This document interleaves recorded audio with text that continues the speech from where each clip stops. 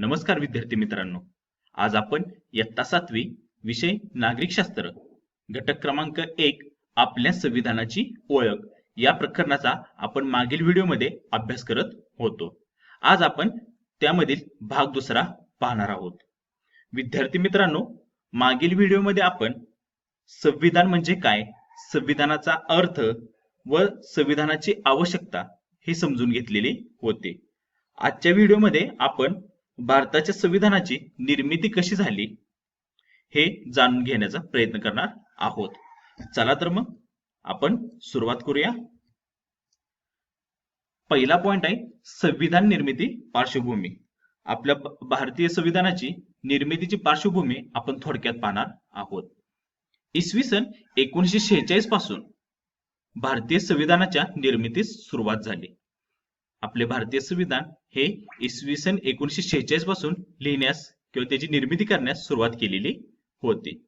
स्वतंत्र भारताचा कारभार भारतीयांनी तयार केलेल्या कायद्यानुसारच चालेल ही नेत्यांची भूमिका होती. विद्यार्थी मित्रांनो, आपल्याला माहितच आहे की आपल्या भारत देशावर इंग्रजांचे राज्य होते आणि इंग्रजांच्या कारभारावरूनच आपला भारत देश चाललेला होता. त्यांनी केलेल्या कायद्यानुसारच आपला भारत देश चाललेला होता. पण स्वतंत्र भारत झाल्यानंतर आपला कारभार हा आपणच पाहायचा ही भारतीयांची भूमिका ठाम होती. स्वतंत्र भारताचा राज्यकारभार ब्रिटिशांनी तयार केलेल्या कायद्यानुसार चालणार नाही, तर तो भारतीयांनी स्वतः तयार केलेल्या कायद्यानुसार चालेल असा स्वातंत्र्य चळवळीतील नेत्यांचा आग्रह होता. त्याचनुसार भारतीय संविधान तयार करण्यासाठी एक समिती स्थापन करण्यात आली. ती समिती संविधान सभा म्हणून ओळखली जाते. विद्यार्थी मित्रांनो, तुम्हाला या ठिकाणी प्रश्न विचारला जाईल की भारतीय संविधान तयार करण्यासाठी कोणती समिती स्थापन करण्यात आलेली होती, तर त्याचं उत्तर असेल संविधान सभा. आता या संविधान सभेविषयी आपण माहिती पाहूया. संविधान सभा ब्रिटिशांनी राज्यकारभारासाठी निर्माण केलेले प्रांत आणि भारतीय संस्थानिक या दोहोंचे प्रतिनिधी मिळून संविधान सभा अस्तित्वात आली. विद्यार्थी मित्रांनो, आपल्याला माहितच आहे 15 ऑगस्ट 1947 रोजी आपला भारत देश स्वतंत्र झाला. तत्पूर्वी भारतावर इंग्रजांचे राज्य होते.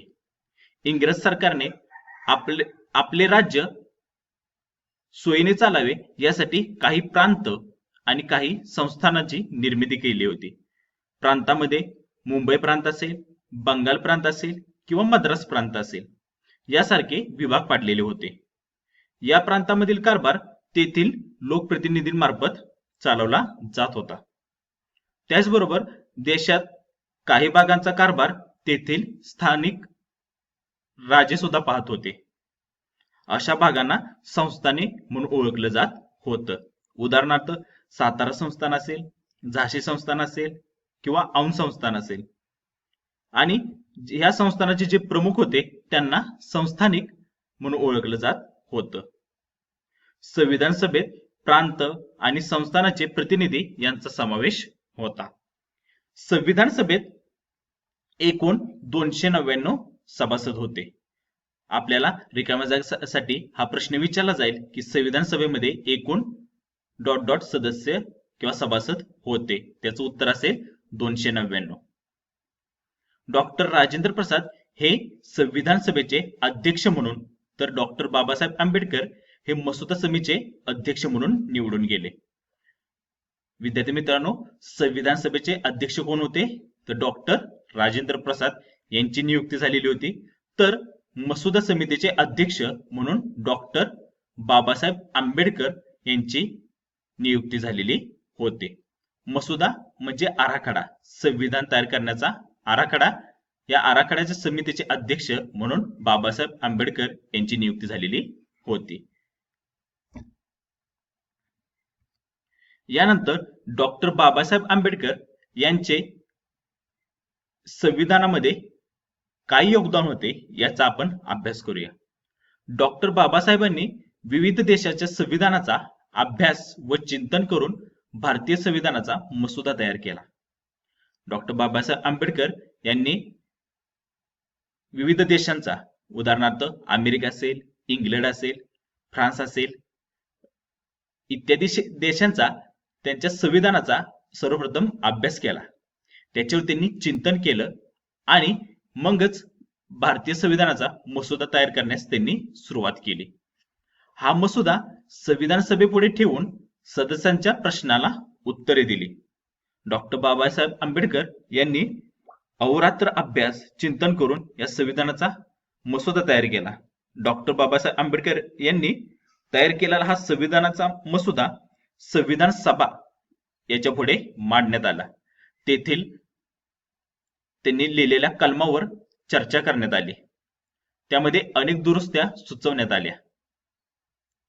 संविधानाचा मसुदा संविधान सभेपुढे मांडण्याचे, त्याविषयी विचारलेल्या प्रश्नांचे उत्तर देण्याचे, तसेच संविधान सभेच्या सूचनानुसार मूळ मसुद्यात फेरबदल करण्याचे, प्रत्येक तरतूद निर्दोष दोषमुक्त करून हे काम करण्याचे कार्य डॉक्टर बाबासाहेब आंबेडकर यांनी केलेले होते. म्हणजेच मसुदा संविधान सभेपुढे सदस्यांच्या प्रश्नांना उत्तर देण्याचं काम त्यांनी केलेले होते. संविधान सभेच्या सूचनानुसार मसुद्यात बदल करून त्याला अंतिम रूप सुद्धा त्यांनीच दिलेलं होतं. म्हणून डॉक्टर बाबासाहेबांना भारतीय संविधानाचे शिल्पकार असे ओळखले जाते. जलव्यवस्थापन, परराष्ट्र संबंध, पत्रकारिता, अर्थकारण, सामाजिक न्याय इत्यादी क्षेत्रातही डॉक्टर बाबासाहेब आंबेडकरांचे योगदान मोठे आहे.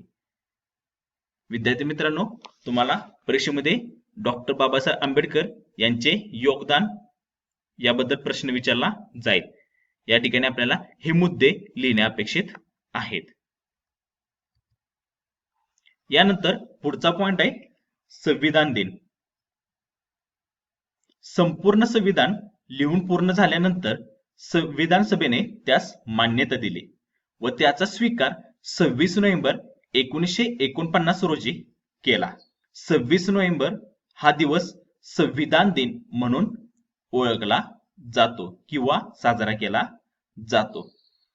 विद्यार्थी मित्रांनो, या ठिकाणी सुद्धा आपल्याला 2 प्रश्न विचारले जातील की संविधानाला मान्यता देऊन त्याचा स्वीकार केव्हा करण्यात आला.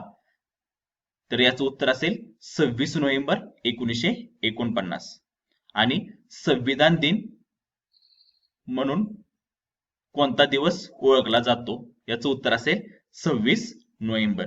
रिकाम्या जागा आणि एका वाक्यात यासाठी आपल्याला हे प्रश्न विचारले जाऊ शकतात. भारतीय संविधानाचा मसुदा संविधान सभेचे अध्यक्ष डॉक्टर राजेंद्र प्रसाद यांना सादर करताना डॉक्टर बाबासाहेब आंबेडकर यांचे छायाचित्र या ठिकाणी दाखवण्यात आलेलं आहे. यानंतर पुढचा पॉइंट पाहणार आहोत प्रजासत्ताक दिन. 26 जानेवारी 1950 पासून संविधानातील तरतुदीनुसार देशाचा राज्यकारभार चालवण्यास सुरुवात झाली. म्हणजेच या दिवसापासून भारताचे प्रजासत्ताक राज्य अस्तित्वात आले. 26 जानेवारी 1950 पासून भारत प्रजासत्ताक झाला. म्हणजेच प्रजेची सत्ता असलेला राज्य म्हणून भारत प्रजासत्ताक झाला. हा दिवस प्रजासत्ताक दिन म्हणून साजरा केला जातो.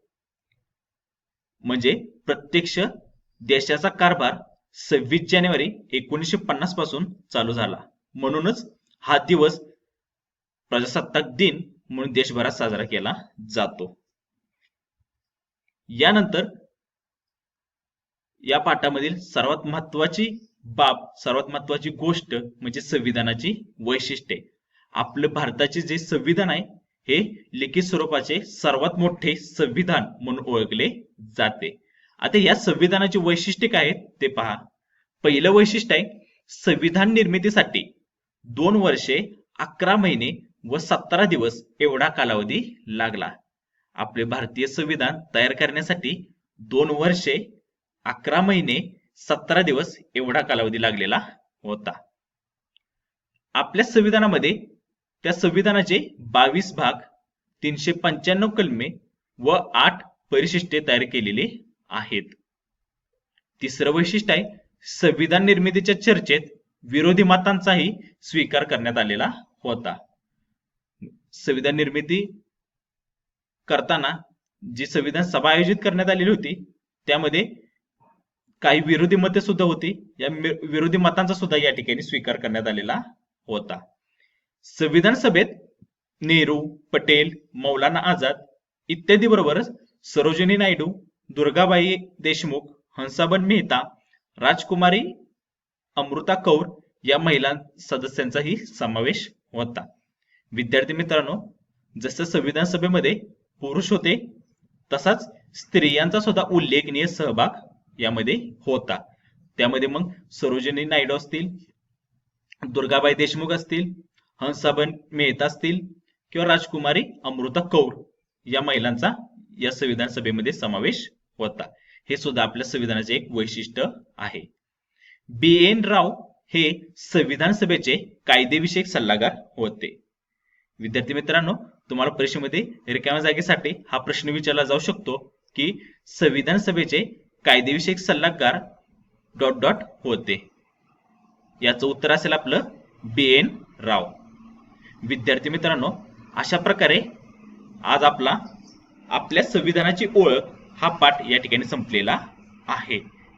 याच्यावर आधारित असणारा हा स्वाध्याय आपण आपल्या वहीमध्ये, स्वाध्याय पुस्तिकेमध्ये लिहून काढावा. धन्यवाद.